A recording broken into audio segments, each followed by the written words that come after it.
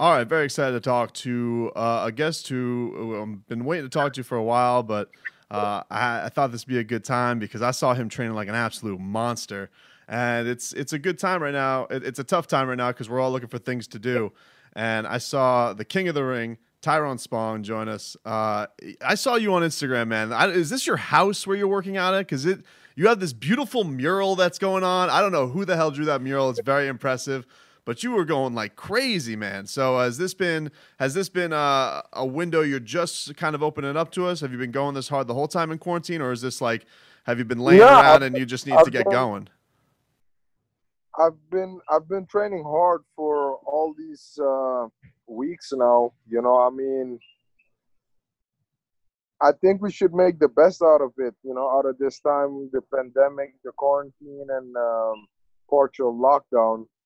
I mean, why not use your time wisely and use it to better yourself, keep going hard, so you stay ready and you don't have to get ready. And that's what I've been doing. This is at my house in my own gym.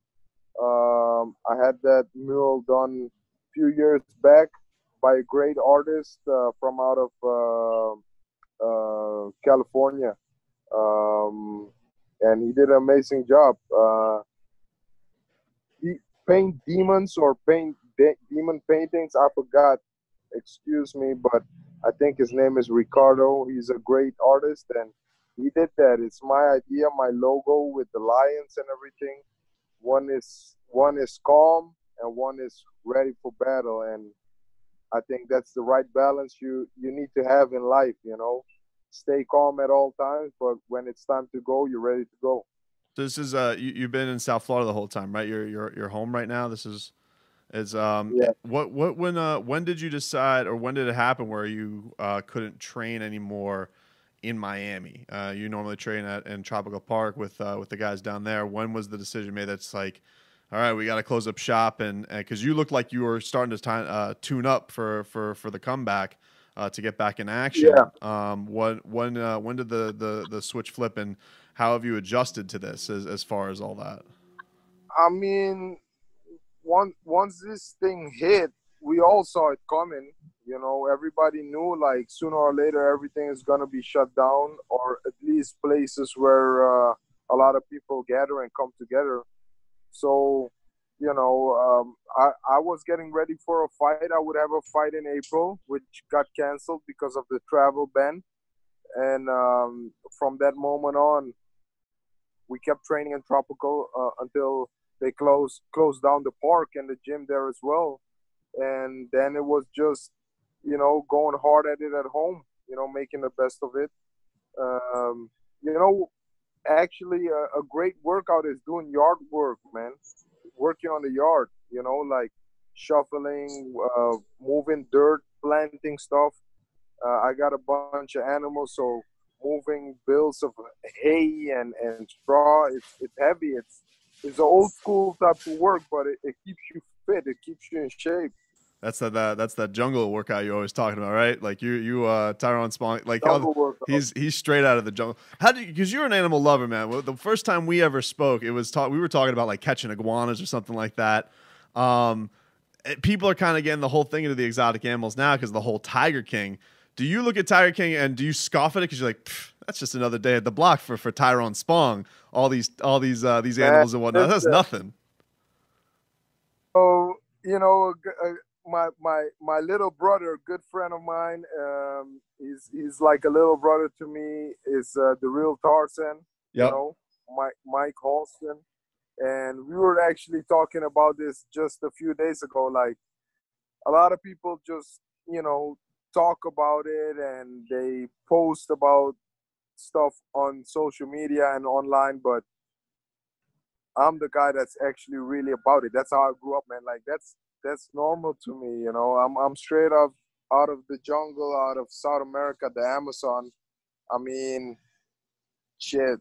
That's what we do. That's what we're supposed to do, right? Yeah, no doubt. Like when I see you catching giant dragons with one hand, I think you can handle about anything. It's I figure that's something that's right up your alley. But I was like, Man, it didn't surprise me though that like they're like that we started this documentary in South Florida. I was like, that's about right. Yeah. And then it Yeah. Nah, we actually, cause his name is the real Tarzan, and we always joke about it and battle, cause he calls me Mowgli. I said, hell nah, I'm Tarzan, you're Mowgli. So we actually had a little discussion this morning, and said, okay, we'll go out and we'll hold a little competition. Who catches the bigger dragon is the real Tarzan. So it's on, man. It's on. But shout out to my boy, Mike Mike Halston, the real Tarzan. He's doing an amazing job. He's building something great out there, and we need more people to go support his cause and what he's doing. He's doing a great job bringing awareness to a lot of things. Well, Tyrone, I mean, you were the last time you were kind of in the main boxing spotlight was the Usyk fight, and I was very excited for you because I knew how hard you worked. I mean, I called your fight in Sure. Mexico, the West Palm card, and your fight in Suriname where you broke your hand and went the distance and stuff like that, man. So I was so hyped for you. It broke my heart to see all that stuff that you were going through when that went down. How did you handle all of that stuff with the test? Because it all seemed very, very sketchy, man. You were there for the face off, and then that pops up, and it's kind of just dropped in your lap like that, and it's all out of your control. So what was that whole experience like? And I guess how have you dealt with it since, man? I mean, I just took it as it came, bro. Life is gonna throw some punches at you, and you got to be able to take them and keep moving forward. And that's exactly what I did. I mean, of course, I was bummed. The whole thing was sketchy. It till this day it makes absolutely no sense, and I feel like I got robbed from a huge opportunity to showcase on the biggest stage what I'm made of in the boxing world. Like I paid my dues in the kickboxing in the MMA scene, and became champion all over. But you know, this was my opportunity to show that I'm a one of a kind athlete, and that for especially for this generation, that I'm something special. I worked my ass off. It nothing got handed to me. I did it all the hard way. So what can you do, man? Just jump back on the horse and keep riding, and that's exactly what I'm doing, and I'm planning on to continue until I get it done, bro. Do you do you have I guess a game plan as far as what you want? Because I saw there were some rumors kicked around. You were mentioned to fight Andy Ruiz. I saw you. It seemed like after that, didn't you go spar with Anthony Joshua for a little bit and Yeah, get some working with that? What was that experience like? it was great, man. I mean, and that's the whole thing, like I would once and start talking but the whole thing was sketchy. Shortly after, I got invited to spar with Joshua. He's an amazing athlete, true gentleman. I got only good things to say about him. We did a lot of rounds of sparring. I helped him in the preparation for his rematch against Ruiz. Also, a good measuring point for myself to see where I'm at. Because if these guys are the absolute top, how am I able to compete with them? And all I could say is I'm more than satisfied. It was just a confirmation for something that I already knew. And it was great, man. I spent some time there. It was cold as fuck,